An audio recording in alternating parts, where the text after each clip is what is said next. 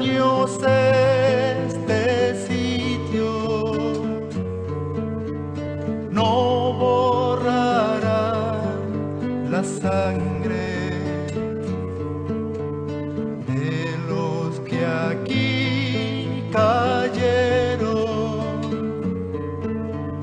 y no se extinguirá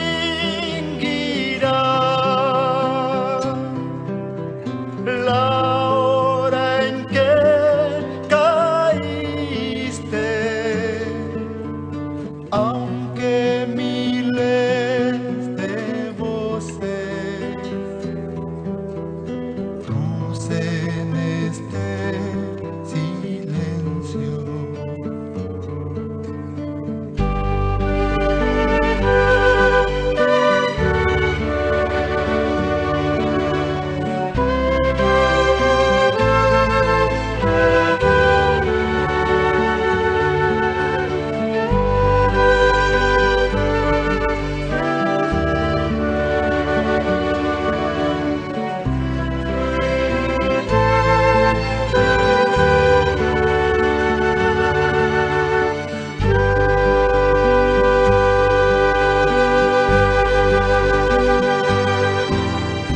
La lluvia empapará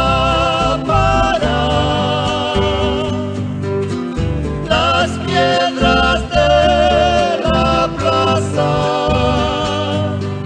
pero no apagará nuestros nombres de fuego. Mil noches caerán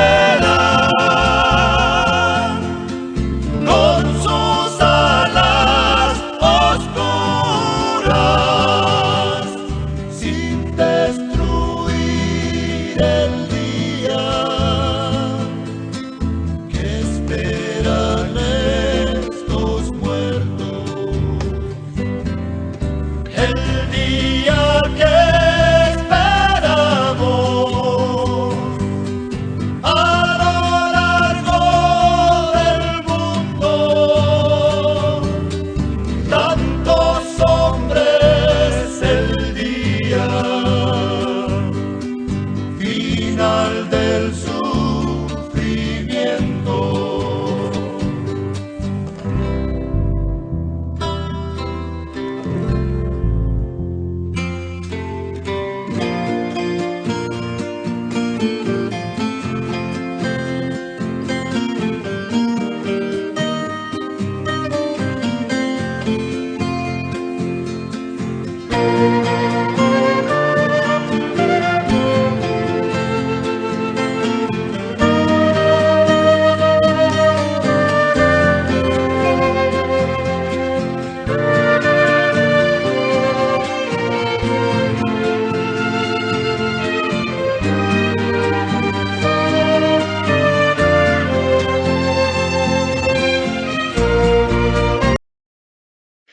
Nuevamente nos conectamos porque estábamos en un muy buen conversatorio y Facebook nos bloqueó.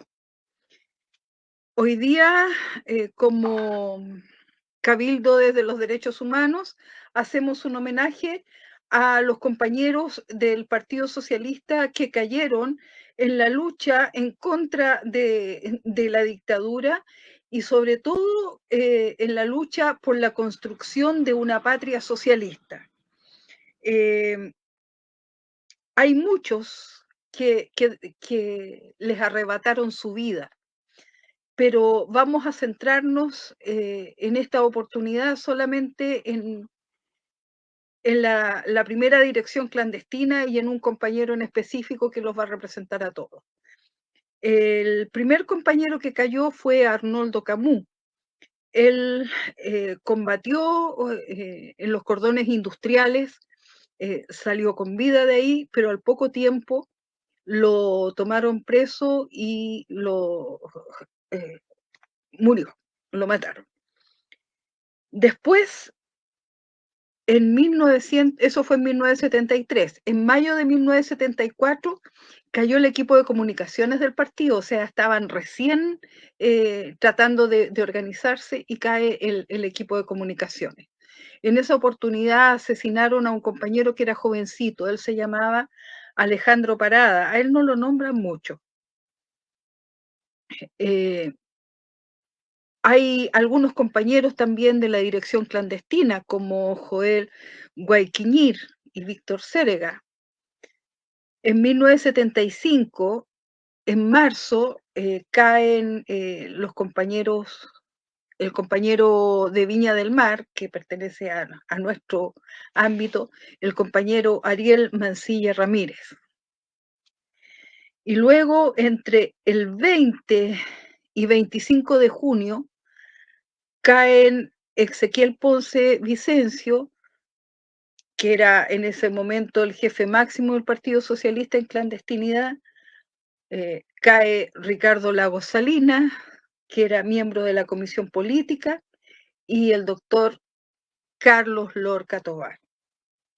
Junto con ellos van cayendo los enlaces,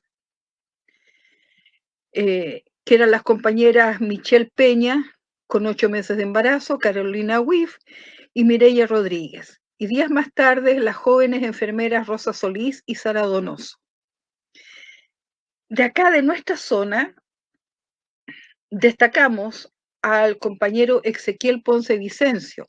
Él era oriundo de Quebrada Alvarado, que queda a 30 kilómetros de aquí, a 30 kilómetros de Limache. Estaba Ariel Mancilla, que era de Viña del Mar. Y en quien nosotros vamos a quien nosotros vamos a destacar en estos momentos y para quien va este homenaje es para el compañero obrero Daniel Medel Rivas. Él tenía solamente 30 años de edad, era papá de 2 niños y fue asesinado en La Cruz. La Cruz está entre Quillota y Calera. Esto ocurrió un día 28 de abril de 1983. En Daniel recordamos a todos nuestros hermanos y hermanas que cayeron en esta lucha por tratar de construir una patria totalmente distinta a la que estamos viviendo. Ese era nuestro sueño en aquella época. Es sumamente grato y es muy importante este conversatorio, porque fíjense ustedes que van a hablar aquí 2 personas que fueron partícipes de esta época. Entre ellos el compañero Eduardo Gutiérrez y el compañero Pepe, José Adrián. Les avisé que nos habían cortado la transmisión, así que esperamos que esta no la corten. Argumentaron que la habían cortado por la canción que habíamos puesto con el video. Resulta que subí el video solo a otro Facebook y está viralizándose. Es primera vez que nos pasa una situación así en una transmisión por este medio. Bien, pues compañeros, estaba muy interesante lo que conversaban el Pepe y el Lalo, el Eduardo. Los dejo con Pepe, con José, para que empecemos nuevamente con este conversatorio. Abrazos. Pepe, estás muteado, compañero. Ahí sí. Saludar de nuevo. Buenas noches a todos, digamos, aquellos que nos están escuchando. Damos las disculpas del caso porque no fue problema técnico ni problema nuestro el hecho de que lo hayan cortado la transmisión, sino que ya sabemos de que Facebook censura, digamos, aquellas situaciones cuando ellos consideran de que no está de acuerdo a sus principios ideológicos, ¿ya? En esta oportunidad yo voy a presentar al compañero Eduardo Gutiérrez. Él es odontólogo, es politólogo, es escritor y muchas situaciones y cosas más, ¿ya? Así que un gran abrazo para Eduardo y me alegra mucho poder estar conversando contigo, ¿ya? A Eduardo lo conozco desde muchos años, por lo tanto, digamos, sé la calidad de persona que es, ¿ya? Compañero Eduardo. Bien, pues gracias nuevamente por la invitación. Espero que esta vez no nos censuren. Bueno, yo estoy muy contento y además agradecido de ustedes porque sé que ustedes han dado una lucha permanente por el rescate de la memoria histórica de la izquierda chilena, no solamente del Partido Socialista de aquella época, sino que también de la izquierda chilena. Hay muchos programas que ustedes están entregando permanentemente, así que yo valoro mucho eso y les agradezco la invitación. Así que aquí dispuesto a conversar sobre un tema que es sumamente importante porque han pasado, figúrate tú, 50 años del golpe de Estado. Todavía hay temas que son necesarios e imprescindibles de conversar, de aclarar, sobre todo temas políticos, ¿no? Que son muy sustantivos, porque hoy día la situación lo amerita, amerita que la izquierda entre en un debate histórico, ¿no? Porque algunos dicen que la historia no sirve mucho, ¿eh? Que la historia no enseña nada, pero yo soy de los que cree que la historia enseña, con las particularidades, por supuesto, y los contextos históricos, valga la redundancia. Así que vamos, Adrián y Marta, gracias por la invitación. Saludos también a Víctor y a todos aquellos que nos escuchan en la quinta región y que después nos verán, espero, en otras partes también de Chile.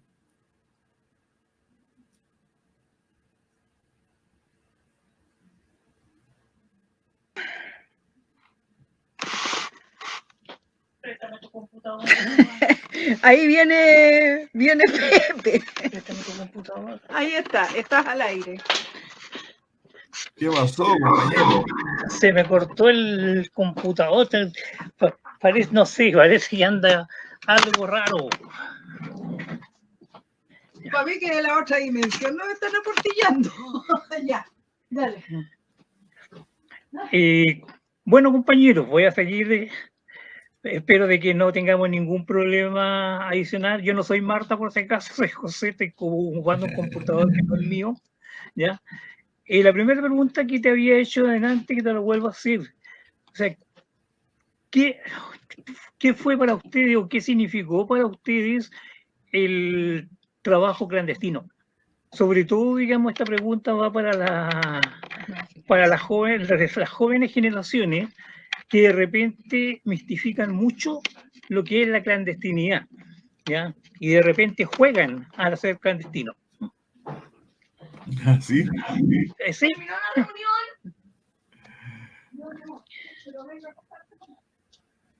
¿Sí? ¿Puedo responder nomás? Ya. Mira, yo decía en la primera intervención que es difícil que las nuevas generaciones se hagan una idea real y concreta de lo que fue el trabajo en la clandestinidad. Lo primero que hay que decir es que después del golpe de Estado hubo como una suerte de país esquizofrénico, ¿no? Hubo, sin lugar a dudas, una mayoría que vivía normalmente, normalmente entre comillas, porque acordémonos que había toque de queda. El toque de queda significaba que la gente no podía salir de la casa. Es como la pandemia, digamos, del año pasado y del antepasado, pero aquí por órdenes militares. O sea, tú no podías salir de la casa a partir, creo que de las 8 de la noche, 7 de la noche. La gente se acostumbró a estar en sus casas, ¿no? Pero aparte de eso, había, entre comillas, una suerte de vida normal. La gente seguía trabajando, iba a fiestas en los horarios que se podían, pero también había otra realidad que era la realidad de la lucha clandestina, de la represión, que hay que reconocer que los primeros años fue minoritaria, ¿no? Porque la represión fue brutal, fue una política de exterminio literal. Los asesinatos andaban a la orden del día, las detenciones, había mucho miedo en la sociedad, era una situación muy compleja. Y en ese contexto, ¿no es cierto?, el trabajo clandestino era nuevo para nosotros. Nosotros en esa época yo tenía 23, 24 años, acababa de recibirme de cirujano dentista, estaba comenzando a trabajar antes que me empezaran a perseguir, y era una situación nueva que uno la podría haber visto en películas, en las novelas de Le Carré, ¿no? El espía que regresó del frío, etcétera, etcétera, pero la verdad es que nosotros no conocíamos el tema, ¿no? El Partido Comunista aparentemente lo conocía más porque ellos habían estado en la clandestinidad en el año 1947, si ustedes se recuerdan, el gobierno de Gabriel González Videla impulsó en el Parlamento y lo aprobó el Parlamento con votos de parte de la izquierda, ¿no? Hay que decirlo, la ley maldita que proscribía al Partido Comunista. Más de 30.000 militantes de ese partido fueron sacados de los registros electorales, se abrió el campo de concentración de Pisagua, incluso mujeres con hijos fueron recluidas en el campo de concentración de Pisagua, 100 niños y niñas, según cuenta la historia verdadera, ¿no? La historia, digamos, que era posible recoger, que es posible recoger los documentos, etcétera, que estuvieron en esos campos de concentración, así que ellos tenían cierta experiencia mayor, pero no para enfrentar una dictadura como la de Pinochet, como la de la clase dominante en ese momento. No tenía comparación con otras represiones. Las otras represiones habían sido masivas, pero eran cortas en el tiempo. Aquí no, aquí empezó una política sistemática de represión, de aniquilamiento, de asesinatos, de detenciones. Bueno, el informe Rettig digamos, contempla más de 3.600 asesinados, entre ellos detenidos desaparecidos. Bueno, 20.000, 30.000 presos políticos, exiliados más de 1 millón. Por tanto, en ese contexto fue que tuvimos que empezar a desarrollar una forma de relacionarnos, de reorganizar las estructuras partidarias. Nosotros como Partido Socialista en esa época, ¿no? Nos vimos enfrentados a una situación muy compleja porque hasta el año 1975, en junio, fue detenida entre el 25 y el 26 de junio, y en general entre todo el mes de junio y julio, fue detenida la totalidad de la primera dirección clandestina, que era la continuidad, por así decirlo, no por así decirlo, era la continuidad de la dirección que había sido electa en el Congreso de La Serena. Hubo otros intentos, hubo otros esfuerzos de organización que están consignados mal relativamente. Yo, por ejemplo, escribí un libro que pueden ubicarlo en la web, o sea, ponen en la web ustedes Ciudades en la Sombra, Eduardo Gutiérrez, Historia no oficial del Partido Socialista, y ahí está el libro completo, y ahí se pueden enterar de muchas de las cosas que vamos a conversar. Bueno, ahí yo hablo de los otros esfuerzos de organización del Partido Socialista. El Partido Socialista, después del golpe de Estado, se fracturó. El año 1985 habían como 10 grupos que se autotitulaban Partido Socialista con distintos apellidos. Pero bueno, volviendo a la historia de la pregunta que nos hace José Adrián, es que nosotros tuvimos que enfrentar, después de la caída de la dirección de Carlos Lorca, se formó una nueva dirección. Esto se hizo en una reunión en el barrio alto de la capital, de Santiago, en la calle Amapolas, que después se denominó entre nosotros el Pleno de Amapolas. Ahí nos reunimos, unos 20 o 30 compañeros, logramos las condiciones de seguridad para reunirnos, 20 o 30 compañeros y compañeras, y ahí se nominó, ahí se cooptó, no habían otras condiciones, no podíamos hacer una elección democrática, ahí se cooptó una nueva dirección. Yo afortunadamente no quedé en esa dirección. Y digo afortunadamente porque de partida me habrían detenido y lo más probable es que sería uno de los tantos detenidos desaparecidos, pero bueno, tuve suerte, no me nominaron. ¿Por qué? Nunca supe ni pregunté. Pero lo concreto es que esa dirección que se nominó cayó. Fue detenida casi en su totalidad en diciembre del mismo año. O sea, 3, 4 meses después cayó toda esa dirección. Después podemos hablar de cuáles fueron las causas de esa caída, ¿no? ¿Qué es lo que produjo esa caída? Pero lo concreto es que ahí se formó una nueva dirección con los que quedaron de sobrevivientes de esa dirección del Pleno de Amapola. ¿Quiénes quedaron como sobrevivientes? Bueno, Patricio Barra, y Ricardo Solari, básicamente ellos dos, ¿no? Y ellos dos, más Raúl Díaz, más Ricardo García, que falleció hace más o menos unos 6 meses atrás, Jaime Lorca, el hermano de Carlos Lorca Tobar, Albino Barra, reconstruimos la dirección, ¿no? Reconstruimos la dirección, yo formé parte, digamos, de la dirección, no de la comisión política al tiro, yo formé parte de la comisión política en septiembre del año 76. ¿Por qué? Porque, bueno, a esa dirección había sido cooptado el compañero Eduardo Charme, que lo mataron el 16 de septiembre del año 1976. Ahí yo entonces subí a la comisión política, fui nominado a la comisión política.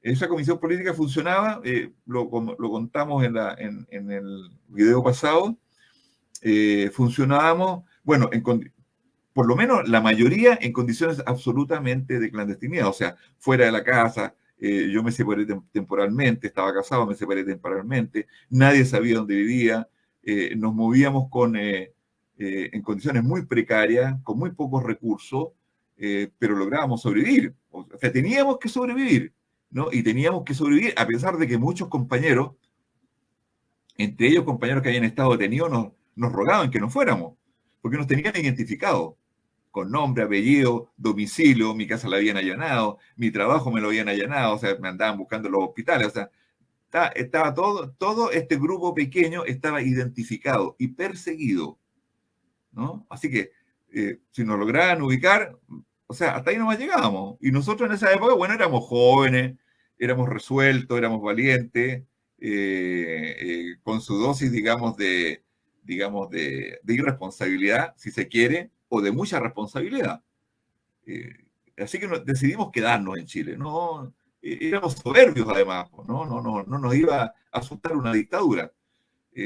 Así que nos quedamos y empezamos a desarrollar un sistema que se basó, como digo, en una clandestinidad absoluta, se basó en construir mecanismos de clandestinidad. Por ejemplo, reprodujimos carnet de identidad falso. No los carnés que se conocen hoy día.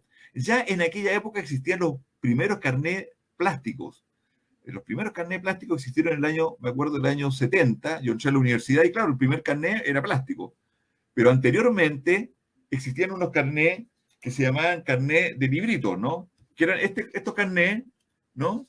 Que existieron durante 20, 30 años, ¿no? Que eran muy simples, ¿no? Eran un plástico, como un libretito, con las hojas, ¿no? Con la foto de la persona, con el nombre, con su firma, su huella dactilar.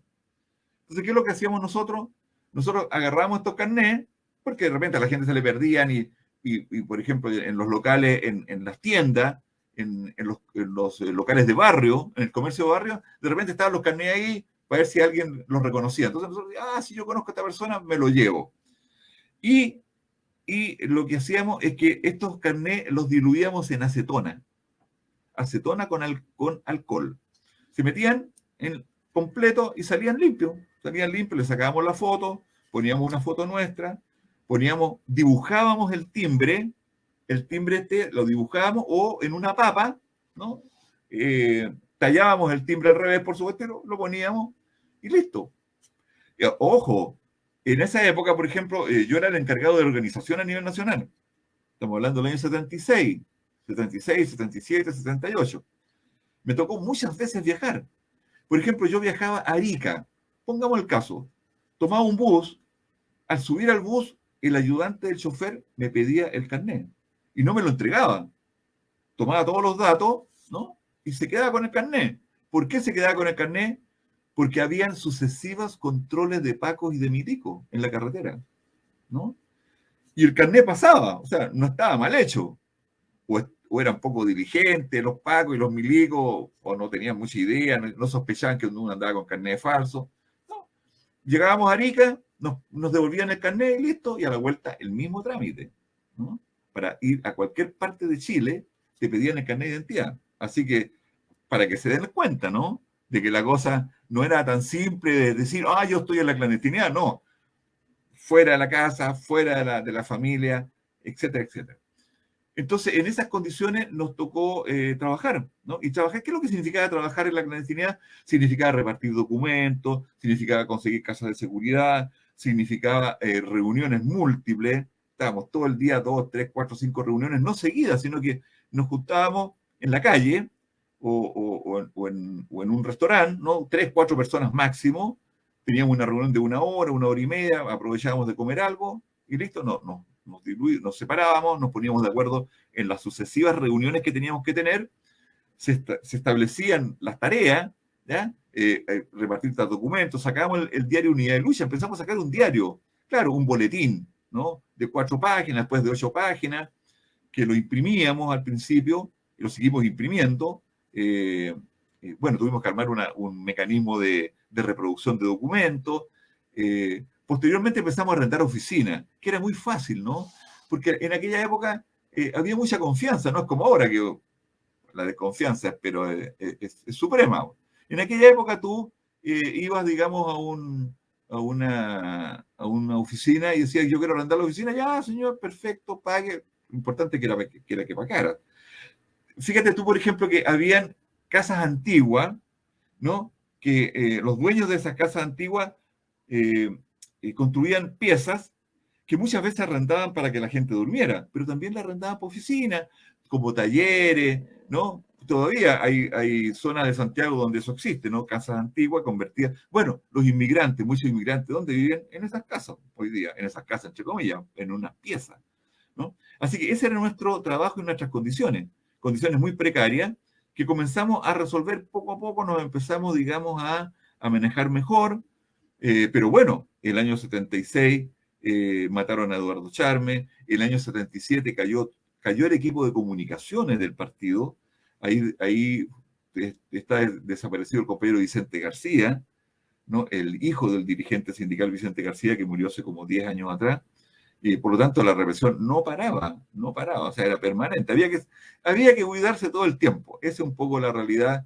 que vivíamos. No sé si te pareció o te sucedió lo mismo a ti en la quinta región, José Adrián. Esto no solamente era algo que ocurría en Santiago, sino que yo quería a lo largo de todo Chile. Ahí me tocó, digamos, ser no dirigente nacional, pero sí ser dirigente regional, y había también que hacer el mismo labor que el nacional, porque había que recorrer la región entera, ¿ya?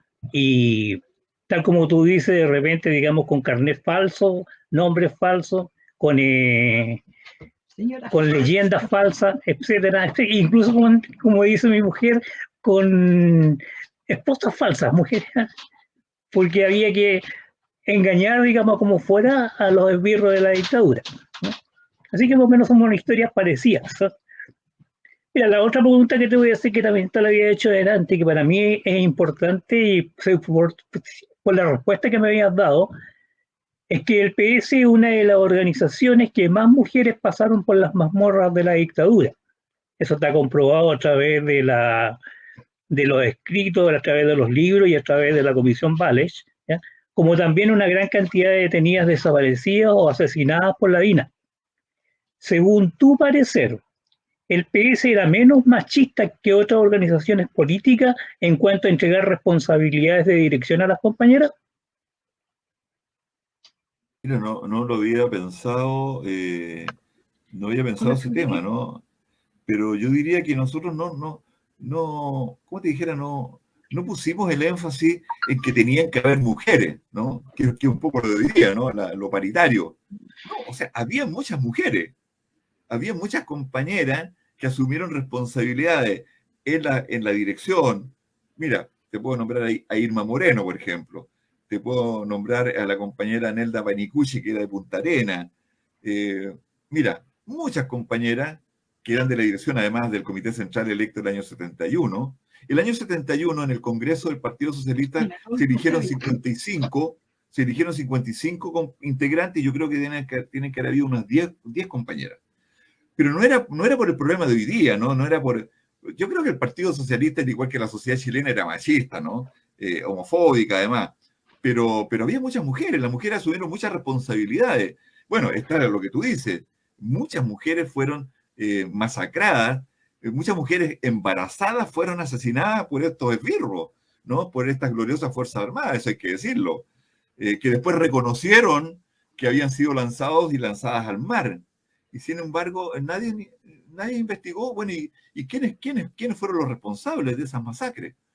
Los nombres de los que manejaban los helicópteros, etcétera. No, ahí quedó como un blanqueamiento. Por eso es que es importante seguir insistiendo en que se conozca la verdad y que se someta a juicio a los culpables y que sobre todo que se conozca la verdad y que se haga justicia. Por lo tanto, yo diría que participaron muchas mujeres, ¿no? Pero como te digo y te repito, no era una cosa que nosotros nos motivara así como que, oye, hay que resolver este problema histórico, ¿no? De que las mujeres tienen poca participación. Hubo mucha participación de mujeres. Todavía, fíjate tú que durante toda la época de la dictadura, las mujeres de los detenidos desaparecidos, las madres, las esposas, las hijas, tuvieron un rol fundamental y lo siguen teniendo, ¿ah? Bueno, hoy día con otro contexto, porque hoy día está el tema feminista en buena hora, que exige, ¿no es cierto?, la participación, la decisión, la voluntad, el poder para las mujeres que han sido excluidas secularmente en Chile y en el mundo.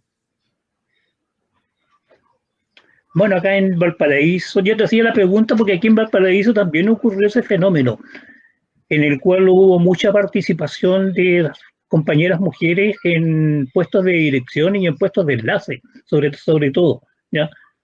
Porque aquí, sobre todo, digamos, venían del campo del servicio social y del campo del magisterio, ¿ya?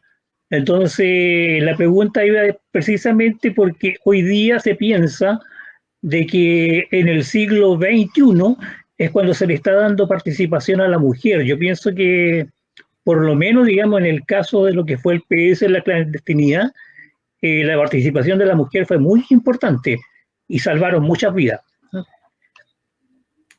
Muy cierto.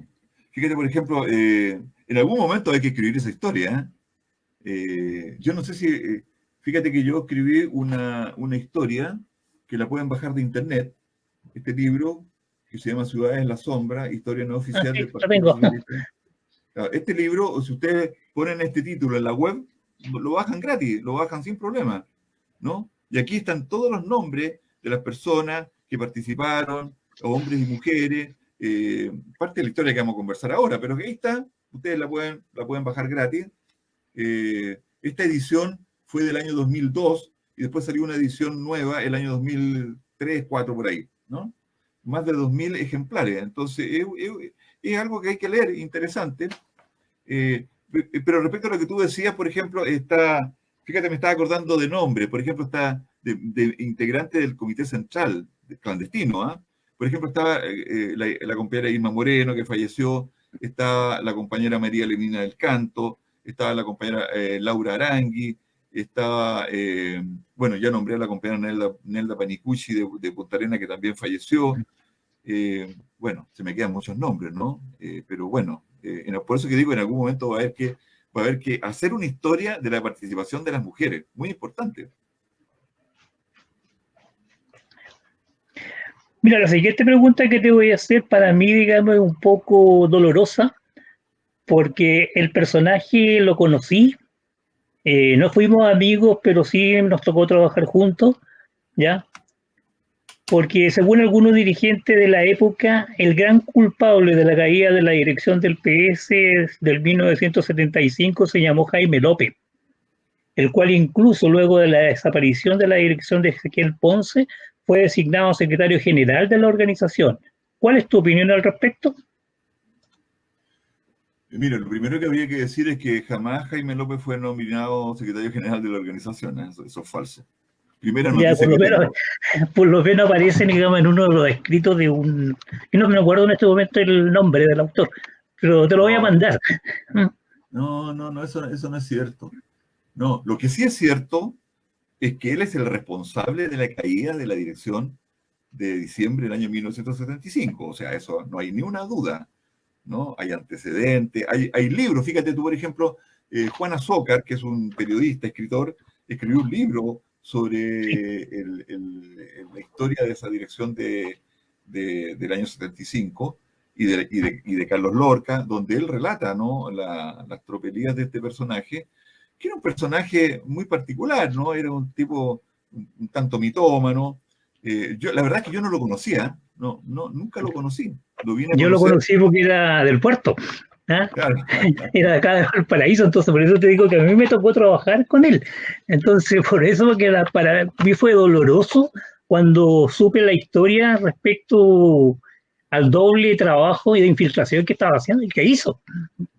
Claro, todavía, hay que decirlo que todavía no hay, como te dijera, antecedentes de cuándo comenzó este sujeto a colaborar, porque él fue un colaborador, ¿no? Por lo menos el año 75, en diciembre, a él lo detuvieron antes, y él empezó a colaborar, él entregó a la dirección del año 75. Y mi opinión, mi impresión, es que él fue el responsable de la caída de Carlos Lorca, Ezequiel Ponce, Ricardo Lago, ¿no?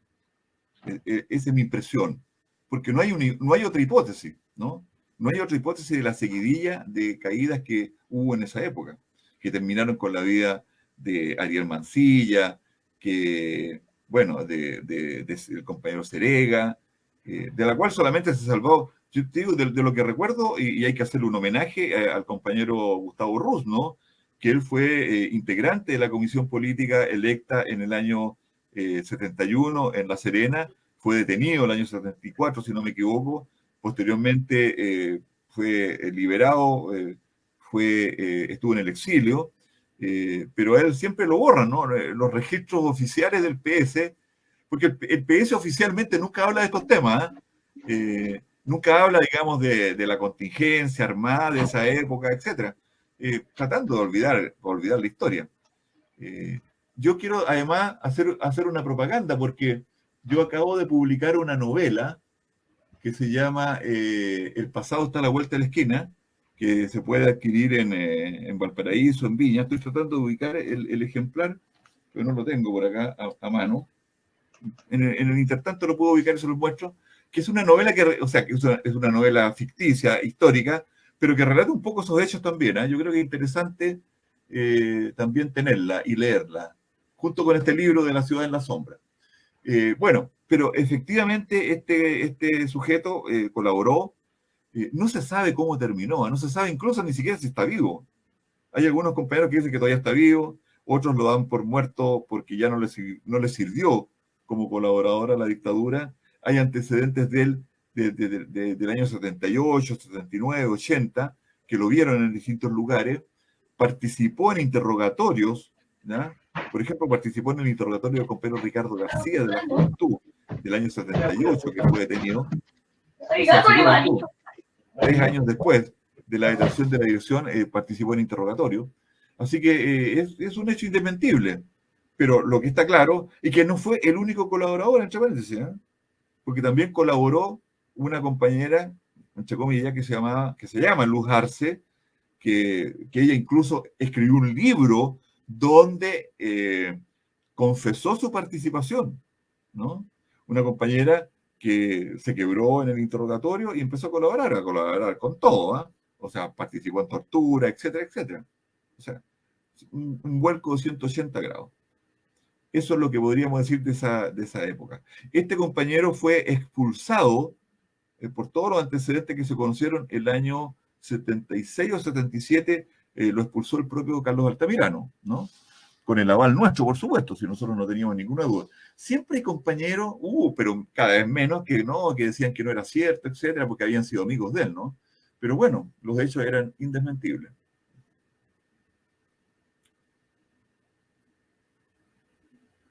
¿Estás muteado? También se dice que en su época fue pareja de la Michelle Bachelet en Europa. A lo mejor, pues. Por lo menos lo dice Carvajal. ¿Ah? En su libro, por lo menos en su libro lo dice el Juan Carvajal. Perdón, en la Soca. Ah, sí, claro, lo dice él. Sí, de Juan Azoka. Bueno, sí. Está bien. Sin comentarios. Sin comentarios, exacto. La siguiente pregunta que te voy a hacer es, bueno, las consecuencias ya lo dijiste. tú fuiste parte de la dirección clandestina llamada Los Pantalones Cortos. A ver, fíjate que ese término lo encuentro un poco peyorativo, yo lo escuché hace poco, ¿ah? Sí, Yo lo leí en un libro, por eso te lo pregunto.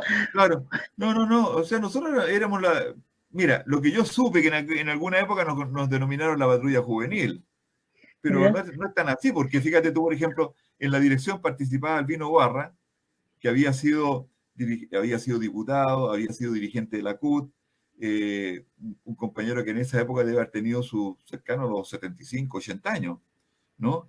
Participaba, suponte tú, Alejandro Jiménez, que fue subsecretario del Gobierno de la Unidad Popular, que también falleció hace poco, compañero que en esa época tenía que haber tenido 60 años. Participó compañeros dirigentes sindicales, dirigentes ferroviarios. O sea, había mucha gente de mucha edad. Así que no, mira, la verdad es que a lo mejor algunos lo empezaron después a vituperar, pues, ¿no? Estos son los procomunistas, estos son los liquidacionistas, los cooptados, etcétera, etcétera, pero bueno, eso es parte de la historia, ¿no? Eso es lo que te puedo comentar. Sí, por eso te digo, a mí me llamó la atención el término, por eso te lo pregunto, ¿ya? Porque también sabía del asunto de la patrulla juvenil, sabía, digamos, que había mucha juventud entre 23 y 30 años, pero cuando leí lo de los pantalones cortos me pareció curioso y a la vez, digamos, también un poco peyorativo, por eso te lo preguntaba, ¿no? Bueno, yo usé pantalones cortos hasta como a los 10 años. ¿Te acuerdas tú que en esa época uno usaba pantalones cortos? Pero bueno.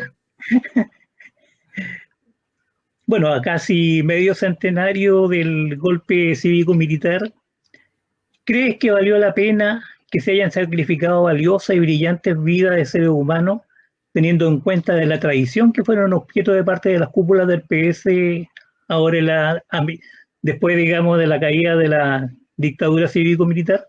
¿Y qué consecuencias tuvo para la organización la caída de la dirección de 1975? Mira,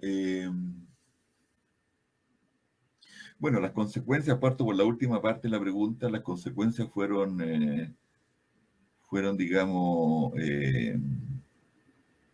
como te dijera, duraderas, ¿eh? Porque era una dirección que a pesar que estaba constituida por mucha gente joven, fíjate tú que Ricardo Lagos Salina tenía 24 años. Sí, 24 años, sí, se lo vi. 24 años, él era miembro de la comisión política, muy joven. Estaba Carlos Lorca Tobar, que tenía 30, estaba, digamos, Gustavo Ruz, que tiene que haber tenido 34, 35. El más viejo de ahí era digamos, el dirigente Ezequiel sindical Ponce. Ezequiel Ponce. Pero era con 40 años. Pero fíjate que era una dirección que tenía mucha experiencia política, ¿ya? Mucha experiencia política. Bueno, Carlos Lorca había sido dirigente, presidente del Centro Alumno de Escuela de Medicina, había sido dirigente de la Brigada Universitaria Socialista, era diputado al momento de su detención y asesinato, pero había mucha madurez política, mucha experiencia, que yo creo que a nosotros nos faltó, nos faltó tiempo, ¿no? Nos faltó conocimiento, nos faltó estudio. Carlos Lorca era un tipo muy estudioso, ¿no? Un tipo que se dedicaba al estudio sistemáticamente. Era además un teórico, ¿no? Porque él era un dirigente de masa, pero además teórico, él escribió mucho. Bueno, él era como secretario general de la Juventud de la época, era integrante por derecho propio de la Comisión Política. Él participaba mucho, él tiraba muchas tesis en la Comisión Política sobre la situación política de la Unidad Popular, que era una situación muy compleja. Era una situación inédita. Estábamos intentando construir el socialismo a partir de lo que se denominó la vía chilena, que era utilizar las herramientas del Estado liberal burgués, ¿no? Algo inédito, ¿no? Que generó muchas esperanzas, muchas expectativas. Y muchas dudas, por supuesto, también. Habían algunos que desde el primer momento dijeron, mira, esto no va a resultar. Resultó a medias porque no tuvimos el tiempo y nos dieron un golpe, ¿no? Entonces, eso es lo que yo te podría responder. Pesó, claro que pesó. Y fíjate que yo creo que pesó sobre todo por el giro que después dio SPS, liderado por Carlos Altamirano, que es lo que se lo denominó la renovación socialista. O sea, con ese nivel de madurez de estos compañeros y con su influencia política, habría sido imposible que ese proceso que tuvo, le pusimos muchos obstáculos, pero finalmente nos vencieron, ¿no? De construir un partido socialista socialdemócrata, entre comillas socialdemócrata, porque es un partido liberal, ¿no? Digámoslo claramente, desde el punto de vista doctrinario, un partido liberal entre conservador y progresista, ¿no? Ellos habrían jugado un papel muy importante por el ascendiente que tenían por su historia. Y yo creo que algo de eso jugó también para que la dictadura pusiera los ojos en contra de ellos, ¿eh? O sea, fíjate tú que eran tipos peligrosos políticamente, pero no militarmente. Ellos no propugnaban la lucha armada, o sea, armar un ejército guerrillero, como lo planteó el MIR inmediatamente y mucho antes del triunfo de la Unidad Popular. No, ellos planteaban un proceso político de acumulación de fuerzas sociales y por tanto ese era su peligro. No era el peligro de que fueran a tener una oposición armada a la dictadura cívico-militar. Entonces, yo creo creo que fue un gran golpe. Yo creo que ahí en ese gran golpe estuvo la planificación no solamente de la dictadura cívico-militar, sino que también estuvo la metida del imperialismo, ¿no? Porque el imperialismo sabemos nosotros a cuántas personas, a cuántos dirigentes en todas partes del mundo lo han asesinado. Bueno, sin ir más lejos, ¿cuántas veces estuvieron a punto de asesinar a Fidel Castro, ¿no? Planificadamente. Bueno, dirigentes del Congo, etcétera, etcétera. Así que eso es como la segunda parte. La primera parte ya se me fue. ¿Cuál fue la primera parte? Si valió la pena el sacrificio de tantos compañeros y valiosos compañeros, como tú lo planteabas recién, ¿ya? Para lo que hoy día tenemos, digamos, como PS, ¿ya?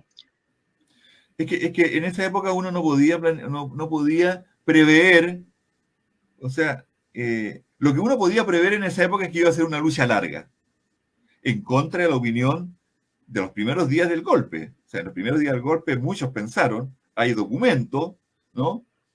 Que muchos pensaron que esto iba a ser corto, ¿no?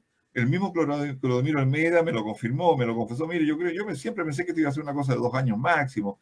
El Luis Corbalán, el secretario general del Partido Comunista, lo mismo, Volodya Teiti, lo mismo. No, esto iba a ser corta.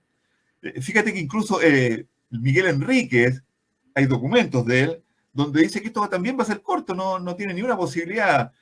Bueno, él tiene otro argumento por la lucha del pueblo de Chile, etcétera, esto va a ser corto. No fue corto, ¿no? Entonces nadie pensó sino en luchar, organizarse y luchar, ¿no? Ahora, si valió o no la pena, mira, una pregunta que escapa un poco de la política y entra al terreno de la ética. Yo creo que valió la pena porque generó, bueno, una opinión, generó una conciencia que permitió reorganizar la izquierda, ¿eh? Ojo, la izquierda partidaria se reorganizó gracias a ello, porque podría haber habido una estampida. De hecho, existió una estampida, pero muchos dentro del socialismo hubo muchos, en la dirección clandestina, en la Coordinadora Nacional de Regionales, que era otra estructura, digamos, que intentó generar también su propio proyecto, ¿no? Muchos socialistas, individualmente, colectivamente. Fíjate, tú, por ejemplo, yo me acuerdo haber contactado el año 77, 78 a una seccional del partido en la zona sur, que se llamó Leonelo Vicenti, en homenaje a un compañero que había sido asesinado por la dictadura. Esta seccional, cuando nosotros la conectamos, claro, dijeron, estamos de acuerdo, pero nosotros vamos a seguir existiendo como un grupo aparte, como un grupo separado. La seccional Leonelo Vicenti. Había mucho de esto tiene que ver con la raíz histórica del Partido Socialista. La sumatoria de distintos grupos, el año 1933, el año de su fundación, grupos trotskistas, grupos anarquistas, grupos socialistas revolucionarios, grupos liberales. Después incluso se incorporaron sectores ligados, digamos, al ibañismo de Carlos Ibáñez del Campo. Así que era un crisol que explica en parte su historia, ¿no? Y explica en parte este giro radical que surgió desde el exterior, esta renovación, que significó ir de la alianza estratégica con el Partido Comunista a la alianza estratégica con la democracia cristiana. que duró, ¿cuánto? 30 años, y que está recién ahí en duda nomás, ¿no? Y lo peor, con la hegemonía de la democracia cristiana, porque ¿quién duda de que estos 3 años fueron la hegemonía de la conducción burguesa de la democracia cristiana? Nadie, ¿no? Pueden ser muy progresistas algunos, todo lo que tú quieras, pero la conducción hegemónica era de estos sectores. O sea, chuparon al Partido Socialista, con financiamiento de la socialdemocracia alemana, con el apoyo, digamos, del capitalismo a nivel mundial, del PSOE español, ¿no? Lo hicieron, ¿no? Lo hicieron y tuvieron éxito en ese objetivo. Así que eso es lo que yo te podría responder. O sea, la pregunta no va a que yo haya dudado, digamos, de la valentía y el arrojo de los compañeros, y por el cual, digamos, también, como tú dices, mucho seguimos el ejemplo, ¿ya? Y no claudicamos precisamente teniendo en cuenta el hecho, digamos, de haber sido martirizados y desaparecidos, y yo me encuentro entre ellos, ¿ya? Pero había que hacer la pregunta porque muchos compañeras y compañeros, sobre todo jóvenes, me la han hecho, ¿ya? Sirvió de algo el hecho, digamos, de que hayan pasado o hayamos tenido tantos detenidos desaparecidos para no haber cambiado absolutamente nada en nuestra sociedad e incluso haber revertido la sociedad actual, digamos, a la que había entre el 73 y hasta el 78 más o menos, ¿ya? Porque no podemos olvidar de que la dictadura empezó a dar vuelta en 180 grados a partir del año 80 hacia adelante, pero hasta el 78 se mantuvieron alguna garantía de los trabajadores, ¿no? Entonces, por eso iba la pregunta, ¿no? Eduardo, un millón de gracias. Bueno, no sé qué iba a hacer. No, estoy de acuerdo contigo. No, yo solamente diría que en aquella época los que teníamos 23, 24, 25 años, que éramos jóvenes, igual que los que lucharon hoy día, los que lucharon en la rebelión popular del 18 de octubre del 2019 también eran jóvenes. Pero yo creo que los jóvenes de hoy eran más valientes, ¿no?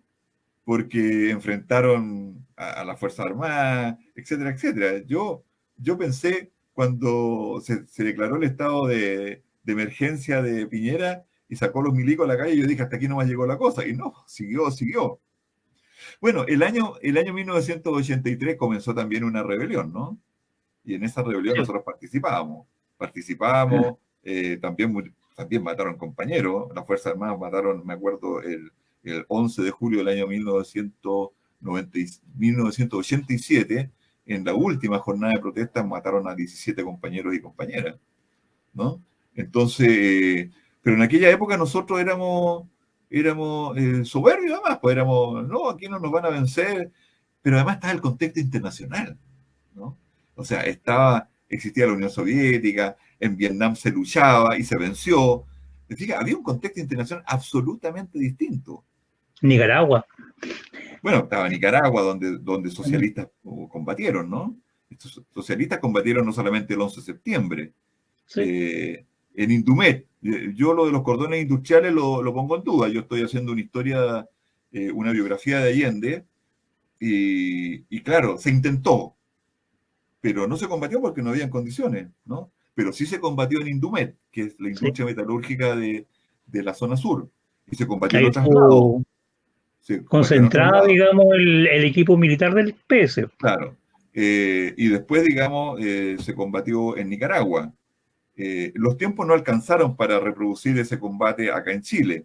Los compañeros que pelearon en Nicaragua, socialistas, que en aquella época ya pertenecían al Partido Socialista Almeida, porque ya estaba quebrado el Partido Socialista, esos compañeros, digamos, ingresaron en el año 80, si no me equivoco, pero no hubo mayores condiciones, a pesar de que irrumpió el movimiento popular en el año 83, pero ahí los que tuvieron mayor influencia fue el Frente Patriótico Manuel Rodríguez, que hay que rendirles un homenaje a ellos y a los militas que combatieron.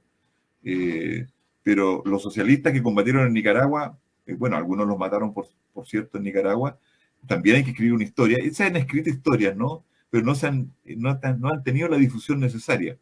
Pero en aquella época, para redondear el tema, es que nosotros éramos jóvenes, valientes, por supuesto, no más valientes que los de hoy día, pero éramos soberbios, ¿no? Nosotros éramos tosudos, ¿no?